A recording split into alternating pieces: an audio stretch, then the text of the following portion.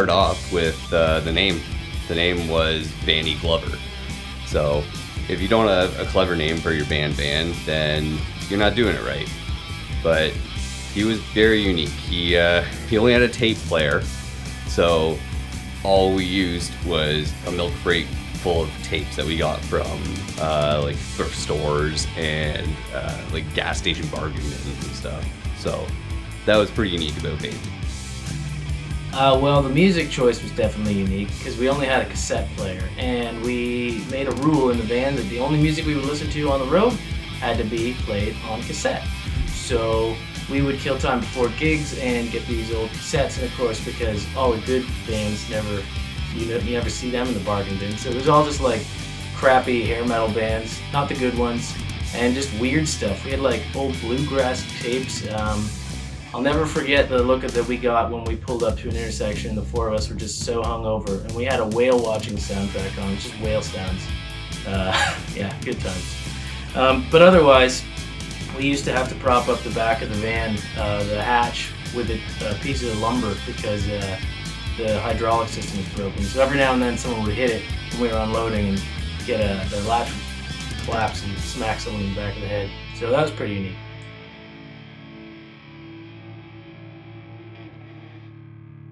Well, yeah, there's countless. I think I will go with one of my personal favorites with me. We're driving home from the Red Rooster in Burlington, and we had a tendency to drink quite a bit there. So it's like probably like 11 in the morning. We had to get out of the motel because they like to overcharge us all the time. And I was so hungover. So we get to the intersection and we're at a red light and I had to puke. So I rip open the side door and I start puking in the middle of the intersection right beside this innocent family. And they're just looking at me puking. And it's 11 in the morning. And Mitch goes, "It's green." So I slam the door and they turn the corner and pull over so I can finish puking. But I definitely ruined that family's day. Yeah, man, tons. I remember one time we were in Levine. We treated that place like a vacation destination. We always stayed for the weekend or whatever. Either stayed in a cabin, camping or whatever. It was a good time. But we were coming back in the summer once, and it was really, really hot, and we were all pretty worn out from, late nights, beers in the sun, etc. And so we all decided to take our shirts off, put the windows down to try and cool off, because of course the AC in the van didn't work. And Chris was in the passenger seat. I remember he got a text message or a call or whatever from his girlfriend. And she's just like, "Are you guys wearing shirts?" And I was like, "No. Why do you ask?" And she's like, "Oh, my brother just passed some band of bearded fat guys on the highway but they're all not wearing shirts. It just reminded him of you."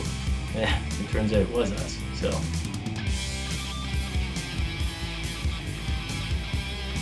Yes. Yeah. It's very much a problem, especially when you are stuck in a van with four guys and all we do is eat fast food and drink beer and whiskey all night. So, yeah, it's real. And no amount of air fresheners and being able to turn your window, roll your windows down will be able to help that. It's not fun.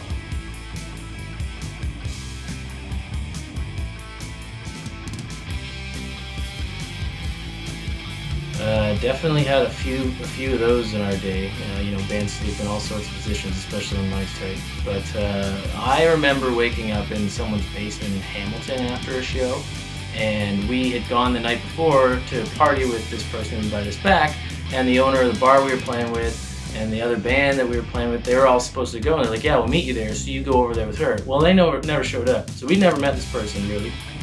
And we're just like, okay, whatever. She's giving us drinks and stuff, and there's a few other people there hanging out. And we ended up just crashing on the floor, and it was a pretty, drunken time. Anyway, we wake up on the floor, and her husband is now home. He wasn't there the night before, and he is reaming her out because, well, we drank all his beer. There's a bunch of biker-looking guys sleeping all over his house, and mostly in the basement. And they were supposed to be at a wedding that day, so he was pretty pissed off. So when they took their fight upstairs in the other room, we just dipped real good, like real quick. And then we had to find our van because we had no idea where to park. I mean, there's too many of all of these questions. It's ridiculous. Probably the strangest for me has to be the attic. Yeah, the attic for sure. We randomly stayed at this person's house who wasn't even at the show. Somebody was at the show. We were at the after party. He was like, "This guy's a nice guy. You can crash at his place."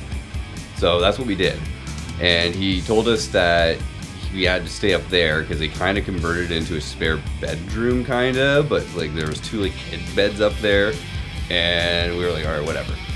So Chris was sleeping on the couch right below the attic. And I wake up to him cuddling me, and he goes, "Gotta get the fuck out of here." So, of course, we jumped up and we got the fuck out of there.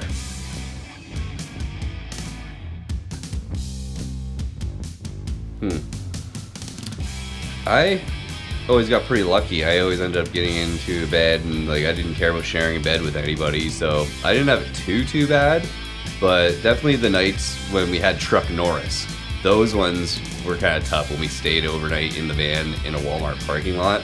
And if you were in the bitch seat in the back, yeah, there's no sleeping when you're one of the tallest members in the van. Like, yeah, it sucked.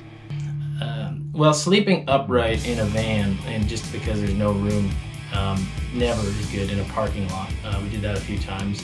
I was usually pretty lucky because I did a lot of driving, so I usually got to sleep in a bed, but some of the other guys slept in a hotel bathtub, underneath a bed, with someone else sleeping on top of the bed, on a desk, like all sorts of weird places.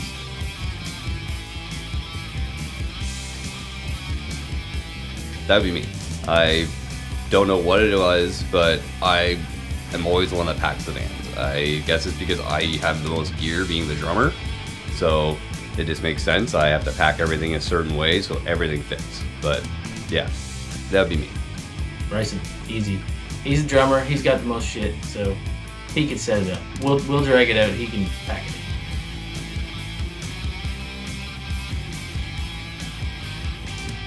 Windshield wipers. Yeah, you mean those things that never work even when you do replace them? Yeah, we had tons of problems. Being in Canada too, where half the year it seems like is snow. So you're just getting all this like crap from the highway, transport passes you, and the washer fluid's not working, or there's bugs in the back country that won't come off. So we were always like, grabbing snow off the roof, or taking a drink and dumping it on the windshield, or whenever we'd stop, we'd have to try and wipe it down with a cloth or an old shirt, or even take one of the t-shirts out of the merch box. But yeah, tons of problems with wipers. Oh yeah. Like basically what windshield wipers, pretty much they never worked. I remember one time we were driving home and it was in a snowstorm, or it was to a gig maybe, but I can't remember. Anyway, snow, horrible windshield wipers. All we had to wipe the windshield was a dirty sweater that somebody left behind in our van. It was actually a nice sweater, but by the time we got to use it for this purpose, it was dirty. We used it for oil changes and everything. So Mitch was driving, reaching out and wiping the windshield with this dirty sweater, and then he'd pass it to Chris in the passenger side, and he'd reach out and do it. And of course we would definitely pull over when we did this, for sure. Yeah, next question.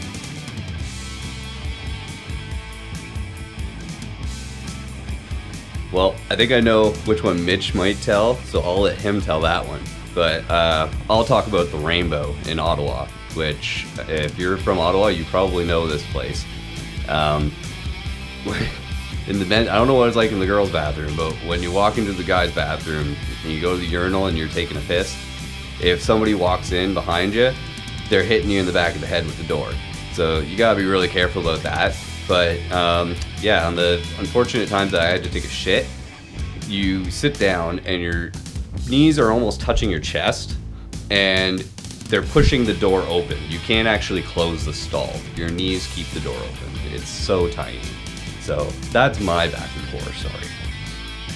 Well, this one's pretty easy, and I've had my fair share of public bathroom experiences that have been less than optimal. But we were going to a gig in London, Ontario, and we hit some traffic coming through Toronto, which was pretty much every time. But I really had to take a number 2.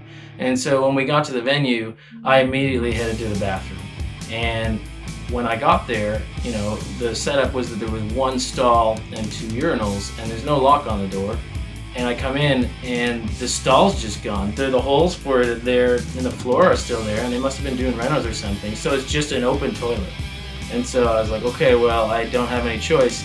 And so I'm about halfway through, and this guy just opens up the door, and I'm sitting there, and it's just like Kevin McAllister, Home Alone style, like, hello. And, you know, he was just like, welcome back. And later when we're doing the show, he's like up front row in the audience, he just looks at me and is like, yeah, that was me. So that was pretty awkward.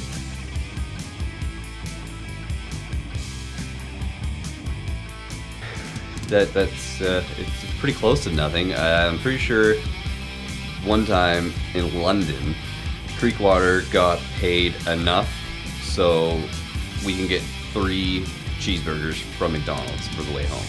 There was 4 members in the band. Well, if nothing doesn't count, because there was a lot of those, and I'm not going to include the times we were paid in like beer tickets or cheeseburgers, which did actually happen. So I'll say we did a gig once at a country bar in Hamilton, and I'm pretty sure they hired us thinking we were a country band because the name of the band being Creekwater Junkies, and our imagery kind of looked like that. So somebody didn't do their homework, because when we showed up and started playing like hard rock, borderline metal, the manager quickly, after like 2 songs, come over and pull us off and said, what's it going to take for me to get you guys to just stop playing right now? And it wasn't very busy at the time, but he didn't want us to chase away the patrons that were on the way coming before peak hours, so he just gave us a bottle of vodka, like a 40 or something, and like $40, and was like, you can just go.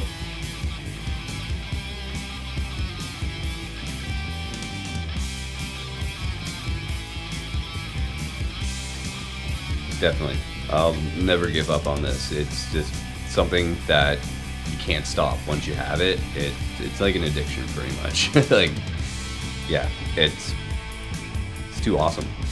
You know, for a while I wasn't sure how I would answer that question. I had quit music professionally anyway for the last decade. I mean, I still play and I still write songs and everything, and it's kind of just been a hobby. But after some, you know, confrontations with my own mortality and some scary life stuff, I think my answer is yes. You know, it made me really think of it, and I miss it. And now that we're back doing it, like, why did I ever stop?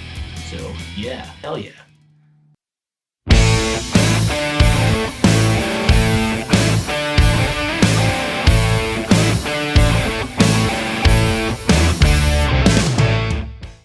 Hey guys, if you enjoyed this special edition of 10 questions with both Bryson and I answering, inspired by Dave Grohl's What Drives Us documentary, you know, hit that subscribe button on our YouTube channel, the like page button, Facebook, Instagram, and if you listen to our music, you can follow us on any of the major platforms, Spotify, add it to a playlist. It really means a lot, and we do have a lot more cool stuff coming soon, like real soon. So thank you very much for your support so far, and remember, when everybody else is doing the same thing, dare to be different and create cool shit. Rock on.